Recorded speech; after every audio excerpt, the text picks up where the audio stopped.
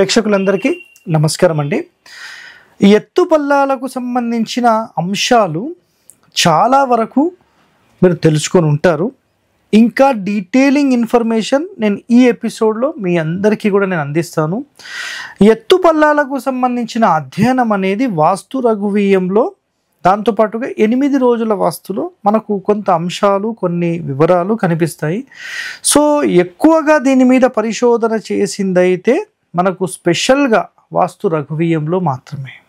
So గుర్తుపెట్టుకోండి, అసలు ఎటు ఎత్తు ఉండాలి, ఎటు పల్లం ఉండాలి, ఎటు ఎత్తుంటే ఎలాంటి లాభ నష్టాలు ఉంటాయి, ఎటు డౌన్ ఉంటే అంటే పల్లం ఉంటే ఎటు నష్టం లాభం ఏం జరుగుతుంది. సో వీటికి సంబంధించిన పూర్తి వివరణ మీకు ఈ వీడియోలో నేను అందిస్తాను, చూడండి.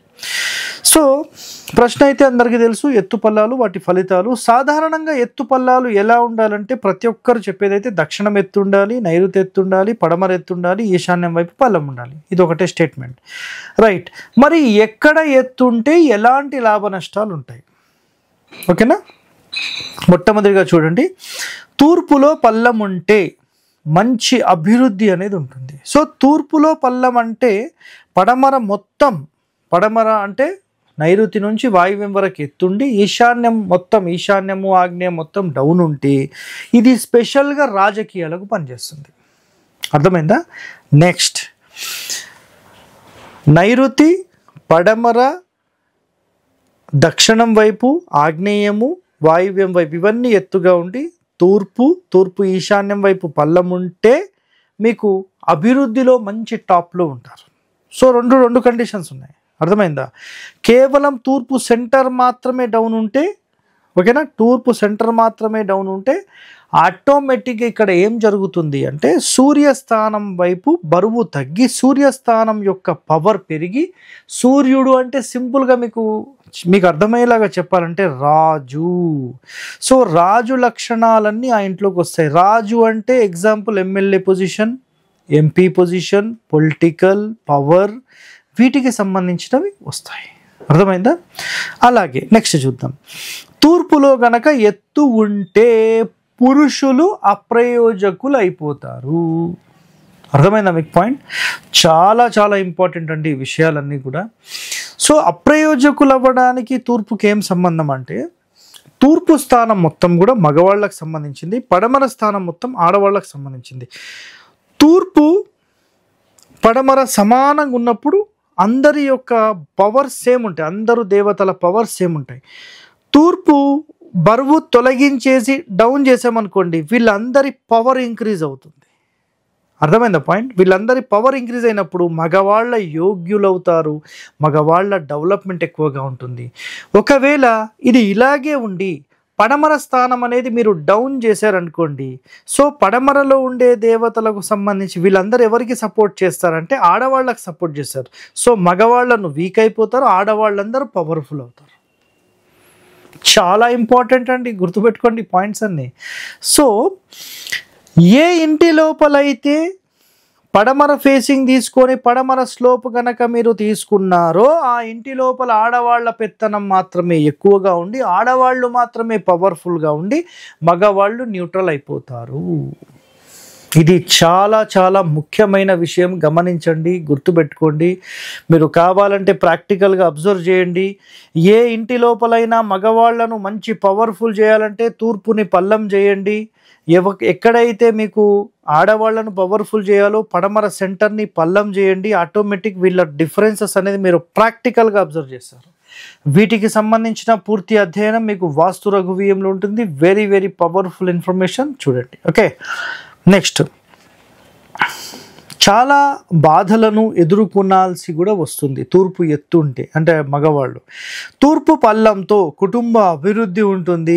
డబ్బుల పరంగా అభివృద్ధి అంటే ఏం లేదండి, మగవాళ్ళు మంచిగా పనిచేసే లక్షణాలు, ఇంటి నుంచి బయటికి వెళ్ళేవి చాలా జరుగుతాయి అన్నమాట. కాబట్టి ఇది ఉండాలి అంటారు. అలాగే చూడండి, తూర్పు పల్లంతో కుటుంబ అభివృద్ధి, మట్టి దిబ్బెలు, మట్టి ఎత్తు చేయడము, రూమ్స్ కట్టడము, షెడ్స్ వేయడము, ఇవన్నీ కూడా తూర్పులో చేయొద్దు. సో తూర్పు ఎంత ఖాళీ ఉండి ఓపెన్ టు స్కై ఉంటే అంత బాగుంటుంది అనేది ఇక్కడ శాస్త్రం చెప్పిన ఒక వర్డ్ అనమాట. ఓకేనా?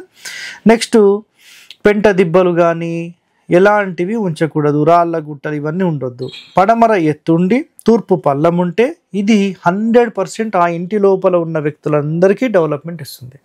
సార్ మరి తూర్పు గురించి చెప్పారు, రాజకీయాలకు సంబంధించి చెప్పారు, అభివృద్ధికి సంబంధించి చెప్పారు, పడమరకు సంబంధించి ఆడవాళ్ళ గురించి చెప్పేశారు. నెక్స్ట్ పడమర పల్లం ఉంటే ఇంకొకరికి కూడా లాభం ఉందండి.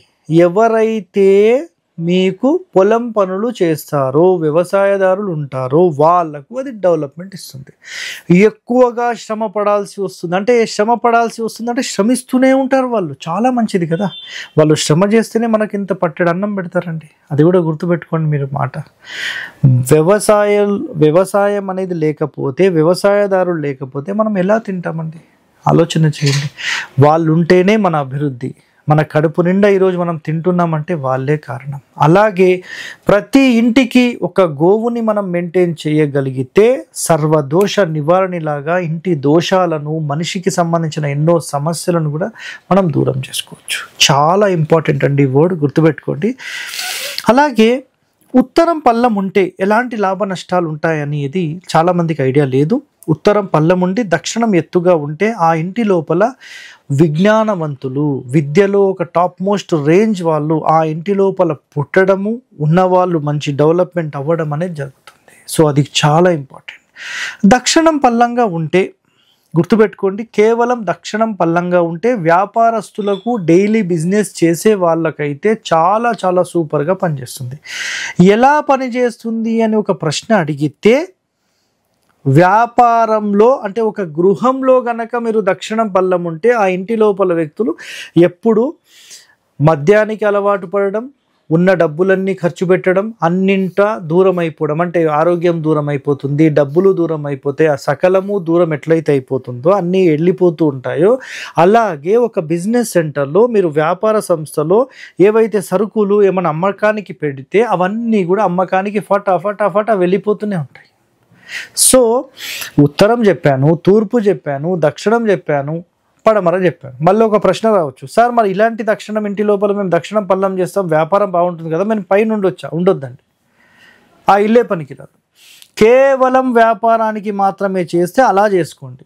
అర్థమైందా? దీనికి సంబంధించిన డీటెయిలింగ్ ఇన్ఫర్మేషన్ కూడా మీకు త్వరలో ఒక ఎపిసోడ్ కూడా వస్తుంది, మీరు అది కూడా చూడండి. ఓకే, సో ఇలాంటి వాస్తు రహస్యాలు మీరు తెలుసుకోవాలనుకుంటే మన ఛానల్ని వెంటనే సబ్స్క్రైబ్ చేయండి. ధన్యవాదాలండి. Thank you.